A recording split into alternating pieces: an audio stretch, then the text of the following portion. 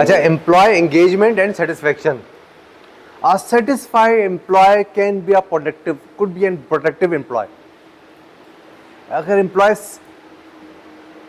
देखिए, हुआ ये जब रशिया स्प्लिट हुआ ना, तो जो उसके सारे साइंटिस्ट हैं ना, वो सारी दुनिया में भाग गए, क्योंकि मुल्क टूटता है तो लोग कहीं के होते हैं, कहाँ से क्या हो रहा होता है. ये कब हुआ था? रशिया कब स्प्लिट हुआ था? आप लोग तो यार, मैं तो आप लोगों से जनरल नॉलेज सीखूंगा और आप लोग मेरी तरफ ही देखने लग जाते. हाँ, कब हुआ था Russia?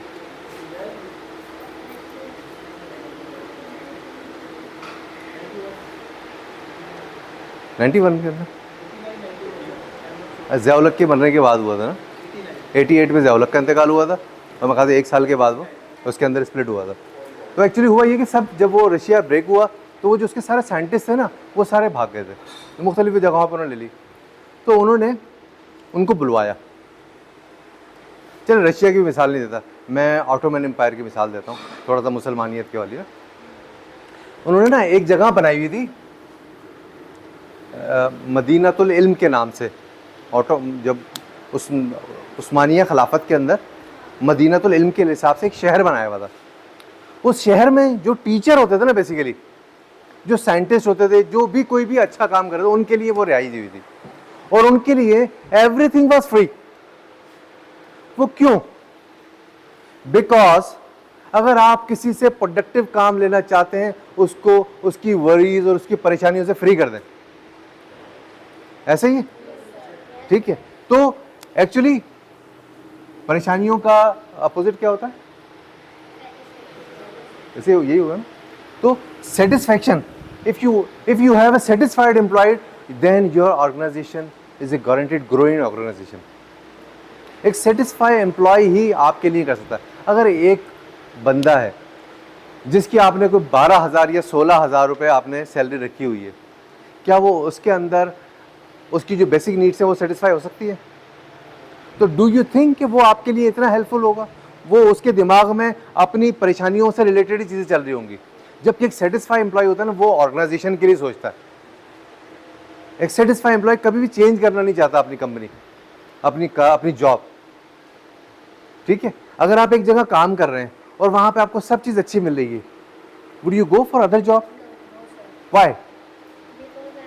Because you are satisfied. तो रिटेंशन के लिए, एम्प्लॉयज रिटेंशन के लिए जो सबसे अहम चीज़ है वो क्या है? सेटिस्फैक्शन. लोग छोड़ते क्यों हैं? वो अनसेटिस्फाइड लोग होते हैं, वो छोड़ते हैं कि यार मुझे बॉस के साथ मज़ा नहीं आ रहा, मुझे जो टास्क मिले वो ओवरबर्डन हूँ. इसका मतलब अनसेटिस्फाइड है ना वो. तो ये सब किसका काम है? एम्प्लॉय एंगेजमेंट और सेटिस्फैक्शन HRM का काम है. आप समझ रहे हैं कि how important the HRM is. इसके बाद में कॉन्फ्लिक्ट रेजोल्यूशन, इसको कुछ खत्म भी करना.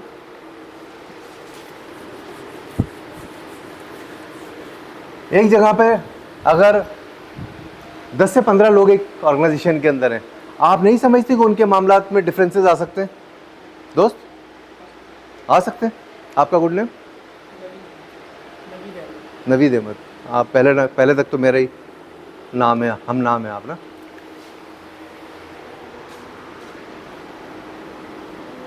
Conflict management. काम कर रहे होते लड़ जाते हैं, ऐसे ही होता है ना. क्या हुआ है? कॉन्फ्लिक्ट डेवलप हो गया. ऐसे ही है. इसको कौन रिजॉल्व करता है? HRM.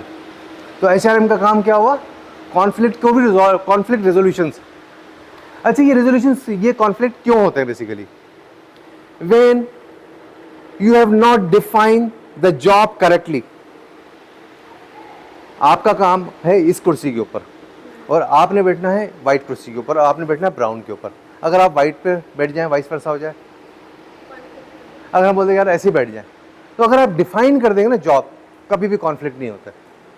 अच्छा, ह्यूमन में कभी भी कॉन्फ्लिक्ट हो भी सकते हैं. इंसान है ना, इंसान के बेसिकली क्या चीज़ अहम होती है? इंसान के होते हैं बिहेवियर्स. इंसान बेसिकली क्या है? बिहेवियर्स है. इंसान खुद तो एक गोश्त का लोथड़ा है. वो अपने बिहेवियर से बताता है actually he is a gentleman और नॉट. ऐसे ही ना, बहुत सारे इंसान होते हैं जो शराबी मवाली जो घूम रहे होते हैं, वो भी तो इंसान ही होते हैं, लेकिन वो अपने बिहेवियर से बता रहे होते हैं कि वो क्या है, और उसके साथ आप एक अच्छे साफ सुथरे होकर खड़े होते हैं तो आप अपने बिहेवियर से बता रहे होते हैं आप क्या है, जबकि दोनों इंसान है, दोनों आदमी है। ऐसे ही तो इंसान किस चीज़ से पहचाना जाता है?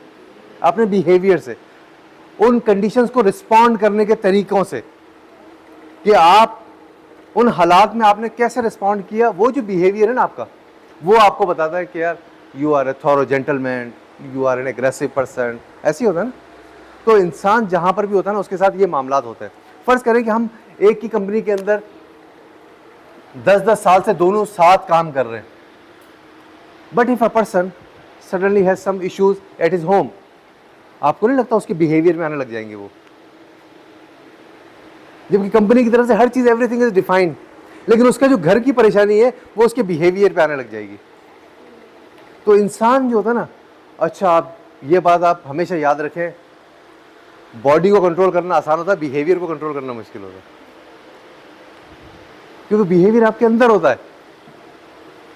बिहेवियर मैं आपको यहां पकड़ सकता हूं कि मैं आपको यहां से भागने नहीं दूंगा, लेकिन मैं आपको ख्यालात को नहीं पकड़ सकता। ऐसे ही ना, आपकी बॉडी को तो कहीं ना कहीं केज में डाला जा सकता है, ऐसे ही है, लेकिन आपके ख्यालात को नहीं उसको किया जा सकता ना कैद। समझ रहे हैं कैसी शायराना बात है। तो conflict management and conflict resolution and employee relationship. बहुत सारी कंपनियां 8 मार्च को क्या होता है, शुक्र है पता है, वुमेन्स डे कंपनियां सेलिब्रेट करती है। बहुत सारी कंपनियों में वुमेन्स डे सेलिब्रेट होता है। क्यों होता है ये? सॉरी, जब आप वुमेन को ले रहे तो इक्वलिटी तो रही नहीं ना। एक्चुअली ये इंगेजमेंट होती है, उनकी मोटिवेशन होती है वुमेन्स की, कि we are giving you a more respect. तो उसमें क्या होता है, एलिवेशन होती है, मोटिवेशन मिलती है कि ये कंपनी केयरिंग कंपनी है, ये कंपनी केयरिंग कंपनी है। तो ये सारी, ये क्या है, एक एग्जांपल्स है आपकी केयरिंग की। अच्छा, स्ट्रेटेजिक अलाइनमेंट, नेक्स्ट फंक्शन क्या होता है? Strategic alignment. A company who has employ 100 employees, अच्छा पहले लिख देते हैं, strategic alignment.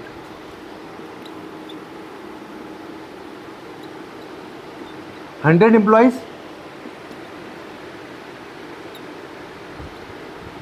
10 billion sales. Now company decide we have to achieve 20 billion. Do you think these 100 can do this?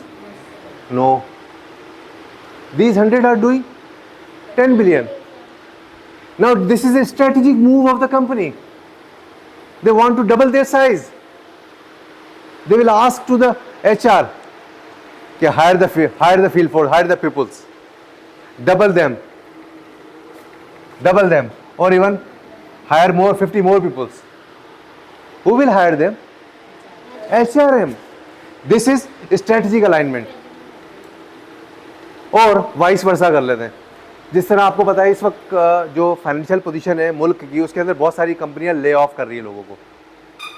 ऐसे होता है ना, कंपनियां अपना सेटअप क्लोज कर रही है तो वो ले ऑफ कर रही है। उनकी ये क्या है, ये स्ट्रेटेजिक मूव है कि we don't want to work here in Pakistan. ठीक है, आरामको ने बोला we are shutting down our operations, Toyota बोल रही है we are shutting down our operations, Suzuki ने बोला we will not manufacture more Suzukis. ठीक है, this is an strategic option. तो वो क्या होगा, वो अपने प्लांट को बोलेंगे इसको बंद कर दें। तो जब प्लांट बंद करेंगे तो लोग कहाँ जाएंगे? तो क्या होगा, वो HRM को बोलेंगे कि भाई इनको आप फारिग करें। ऐसे ही है, यहाँ पे ग्रो करने के लिए भी किसको बोला गया था? HRM को, because that was a strategic move. और इसी तरह डिटैचमेंट की बात हो रही है तो क्या होगा, तो भी HRM उसके अंदर आगे आएगा। These are the major functions of the HRM। Legal compliances, legal compliances क्या होते हैं?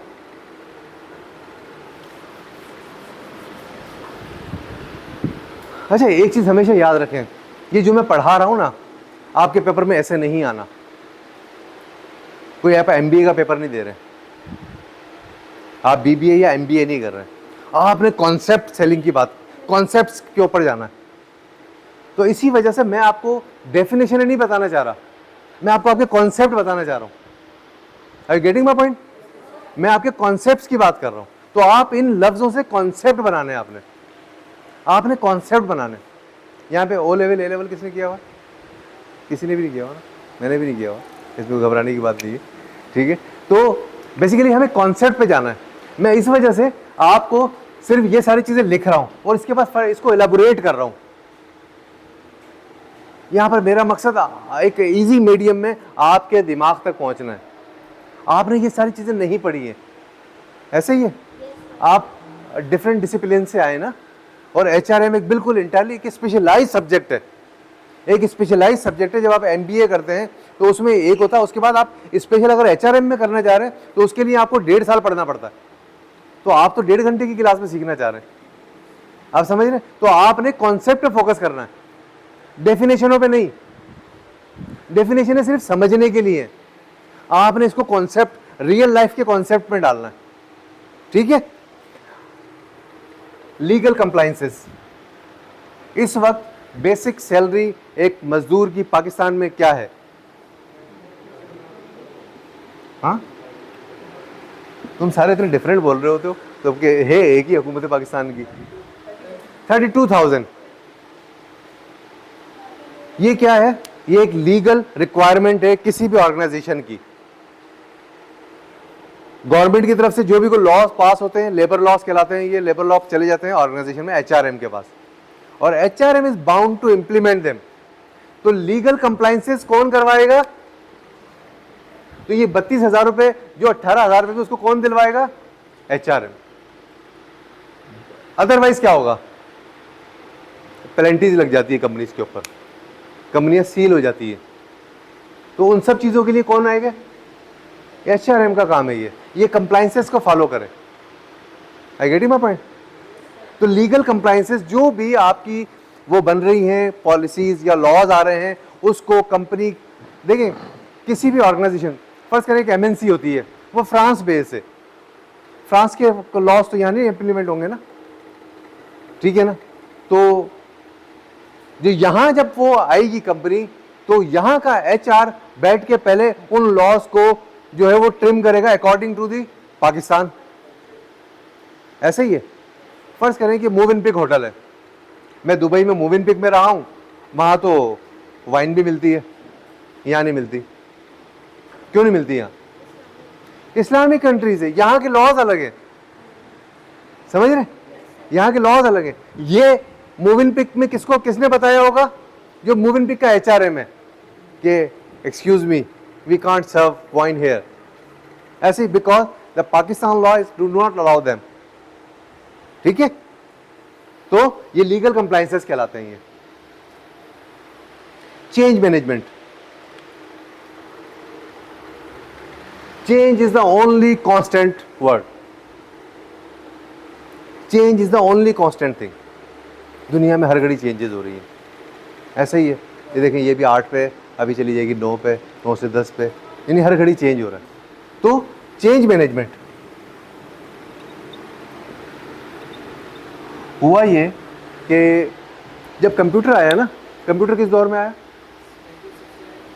69 में तो आया, लेकिन हमारे यहाँ पे जो है ना 80s के अंदर हमारे यहाँ पर ऑर्गेनाइजेशन में कंप्यूटर आने लगा।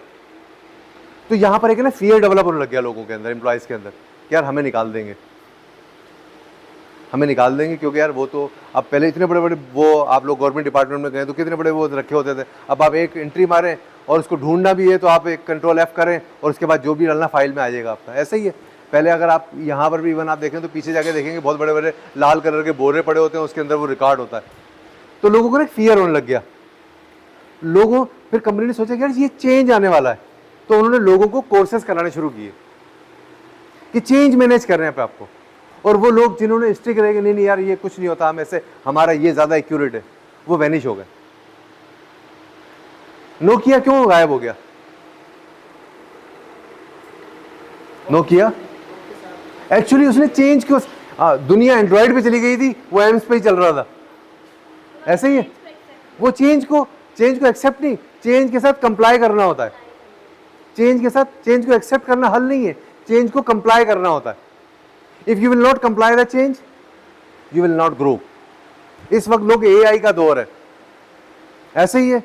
If you not take help और यू थिंक दैट यार ऐसी कितनी चीजें आई हैं और चली गई हैं, हो सकता है आप भी उसके साथ ही चले जाएं। ठीक है, आप समझ रहे हैं? तो ये क्या है, ये चेंज मैनेजमेंट। कौन इसको इनकॉर्पोरेट कराता है ऑर्गेनाइजेशन के अंदर? एचआरएम। कौन कराता है? एचआरएम की जिम्मेदारी है चेंज मैनेजमेंट को कंप्लाई करवाना, उसको ओबे करवाना। Diversity,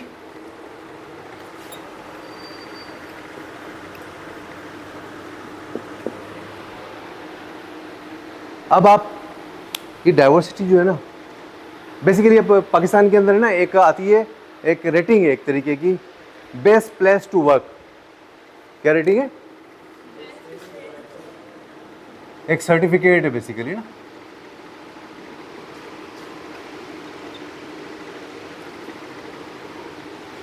best place to work, every organisation want to take this the certificate of best place to work.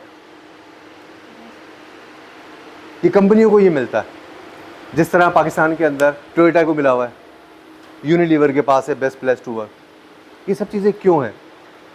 क्योंकि वहाँ पे ये नहीं है कि यहाँ पर जो है ना हिंदू नहीं आ सकता, यहाँ पे मुसलमान ही आएगा सिर्फ। ऐसा नहीं है कि यार हम सिर्फ जो है ना औरतों को जॉब देंगे, हम किसी मर्द को नहीं देंगे। इवन अब आपको पता है कि वो ट्रांसजेंडर के लिए भी है एक कॉलम आपकी गवर्नमेंट के अंदर। ये एक चीज़ है, अगर आपने ट्रांसजेंडर को भी जॉब देनी है तो ये क्या चीज़ है? डाइवर्सिटी है। और ये कौन इंश्योर करता है? एचआरएम इंश्योर करती है। वो ये नहीं बोल सकती कि नहीं भाई यहाँ पर ड्रेस कोड हमने लगा दिया है कि सब जो है ना टखनों से ऊपर करके वो आएंगी शलवारें और shalwar kameez. No, not at all. वो एक किसी का ड्रेस कोड होना एक अलग चीज़ है, और किसी रीजन, रिलीजन, एथनिक इससे मुताबिकत रखना कोई और चीज़ है। तो कहीं पर भी ऐसी शाहिबा नहीं आना चाहिए कि आप डिस्क्रिमिनेशन कर रहे हैं। तो जिन लोग जो डिस्क्रिमिनेशन करते हैं ना, वो यहाँ पे नहीं आ सकते। और जो ये होता है ना, ये बेसिकली एक बहुत अच्छा सेलिंग पॉइंट है ऑर्गेनाइजेशंस का। ये क्या है? ये बहुत सारे ऑर्गेनाइजेशन का एक सेलिंग पॉइंट है कि we are the best place to work, you are going to join an organisation which have been announced as a best place to work. तो ये आप भी प्राउड से आते हैं, लोग अपनी डीपीओ पे लगाते हैं कि I am working in the organisation which is best place to work. तो आप समझ रहे हैं? तो ये सब चीज़ें कैसे आती हैं, और ये सर्टिफिकेट ये कौन कैसे हासिल होता है? ये सारा काम किसका है? एचआरएम का। अच्छा, last point, employee health and wellbeing. आपको नहीं लगता कितनी जरूरी है हेल्थ? कोई मुझे बताएगा ये संडे का जो हमारा लफ्ज है, संडे क्यों कहते हैं इसको? इसकी कोई है किसी के जहन में? संडे छुट्टी तो होती है, हैं?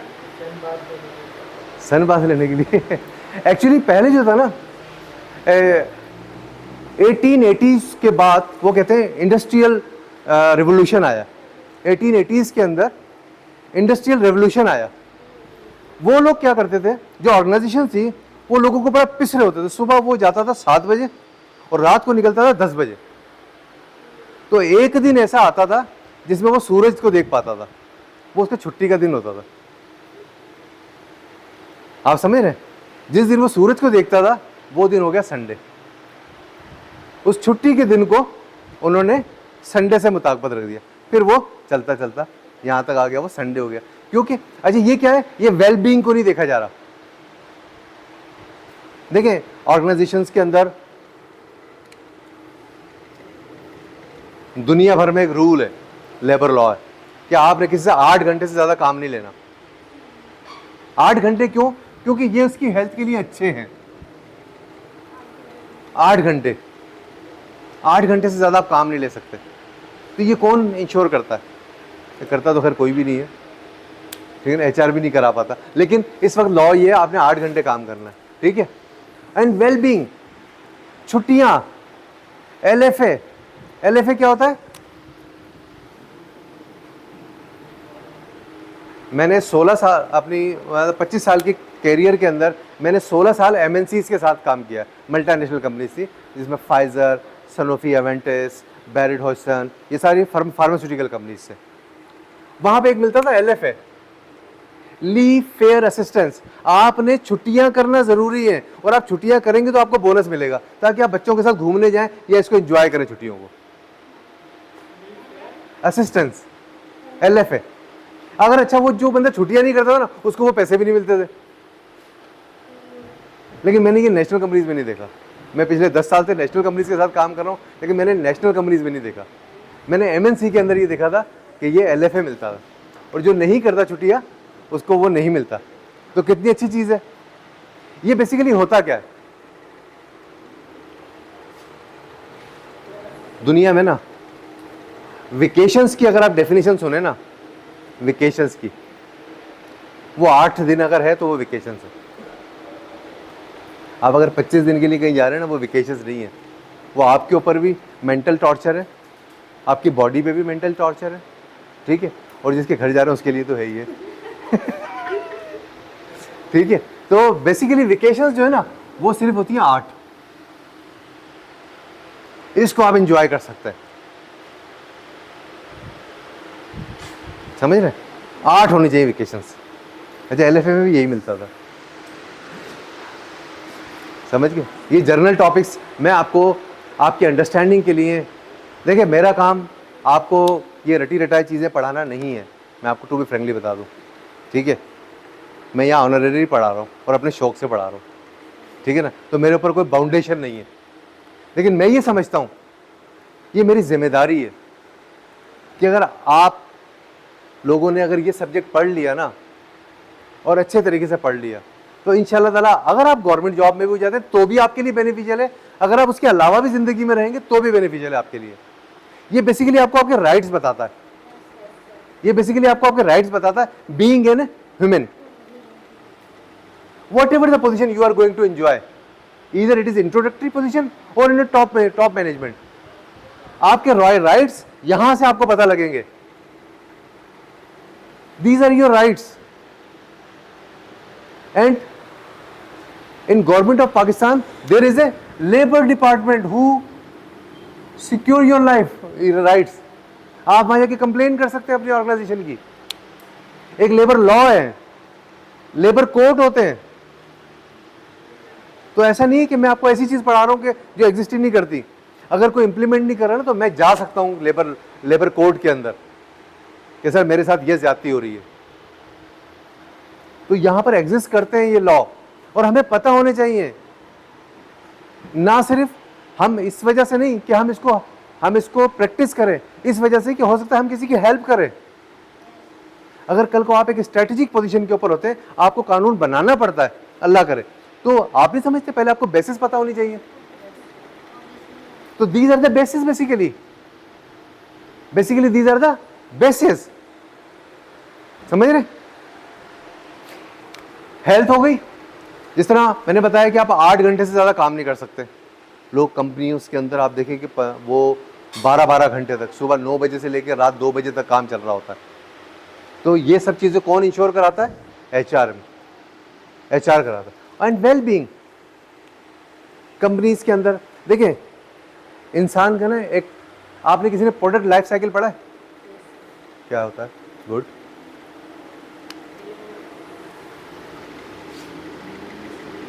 पीएलसी कहलाता है ये, PLC, product life cycle. You are also a product. आप अपने माँ बाप की एक प्रोडक्ट है, ऐसे ही है ना। पीएलसी में होता है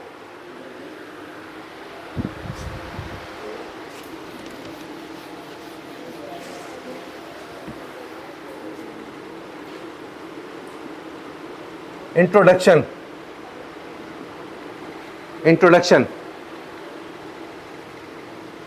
उसके बाद होती है ग्रोथ, उसके बाद होती है मैच्योरिटी, उसके बाद होता है डिक्लाइन। ये आपकी पैदाइश है, ये आपकी जवानी है, ये आपकी वो 40 के बाद जो एज होती है, उसके बाद 60 के बाद आप कभी भी डिक्लाइन हो सकते हैं। इंसान के अंदर भी ऐसा ही है। अच्छा, ये प्रोडक्ट के साथ भी ऐसा ही है। ये प्रोडक्ट लाइफ साइकिल कहलाता है, और मैं कंसीडर कर रहा हूं कि आप भी एक प्रोडक्ट है, आप भी एक प्रोडक्ट है। तो जब इंसान 60 साल का हो गया, क्या आप समझते हैं उसकी एनर्जी वही होगी जब वो इंटर हुआ था ऑफिस के अंदर 23 साल की उम्र में? नहीं होगी ना उसकी एनर्जी। आज उसको शुगर लग चुकी होगी, आज उसके जिगर खराब हो चुका होगा, तो उसकी वेलबींग का कौन ख्याल करेगा? उसको इस वक्त मेडिसिन की जरूरत है, उसको मल्टीपल बीमारियां, उसको ज्यादा छुट्टियों की जरूरत है। लेकिन उस बंदे ने इस ऑर्गेनाइजेशन में 30 साल लगा दिए। Who will take care? वो किसकी जिम्मेदारी है? वो एचआर की जिम्मेदारी है कि अब इस उम्र में भी उनका ख्याल करना है, उनको वैसे ही ख्याल करना है जैसा उनको जब हमने उनको ज्वाइन करवाया था, और उनसे वो वाली एनर्जी एक्सपेक्ट नहीं करनी। ऐसे लोगों का अब तजर्बा होता है, ऐसे लोगों को तजर्बा किया जाता है, ऐसे लोगों के तजर्बे से इस्तेफादा किया जाता है, उनसे वो काम नहीं कराया जा सकता। आप और मैं शायद हमारी एक जितनी ताकत नहीं होगी, लेकिन तेरी जितनी तो होगी मेरे में भी। एक जितनी एनर्जी नहीं हो सकती ना। मैं एज ग्रुप का फर्क होता है, सब चीज़ों का फर्क होता है ना। तो बेशक मैं इससे ज़्यादा पे ले रहा हूँ, क्योंकि मैंने इस ऑर्गेनाइजेशन के अंदर 25 से 26 साल लगा चुके होंगे, समझ नहीं। तो मुझे जो पे है ना, वो मेरी एक्सपीरियंस का, मेरी सर्विसेज जो मैंने यहाँ की है, वो सब उसका एक समर है। समझ रहे हैं आप लोग? ये वेलबींग, ये भी एचआर का काम है। समझ में आई? तो ये बेसिकली है एचआर के कोई 11 फंक्शंस कहलाते हैं। ठीक है, अब मैं इसको थोड़ा सा रिकैप कर देता हूं।